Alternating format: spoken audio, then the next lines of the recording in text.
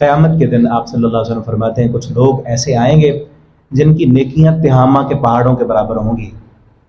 تہامہ مکہ کے اندر نا ایک بہت بڑے پہاڑی سلسلے کا نام ہے، بڑے بڑے پہاڑ ہیں، اتنے پہاڑوں کے برابر آپ فرماتے ہیں نیکیاں ہوں گی، لیکن جب تولنے کی باری آئے گی نا، وقت آئے گا تولنے کا، اللہ ان کی نیکیوں کو یجعل اللہ ہباء منثورا، بکھیر کر اللہ ذرات بنا کر اڑا دیں گے، ان کی نیکیوں کا وزن نہیں ہوگا۔ کون لوگ ہوں گے وہ؟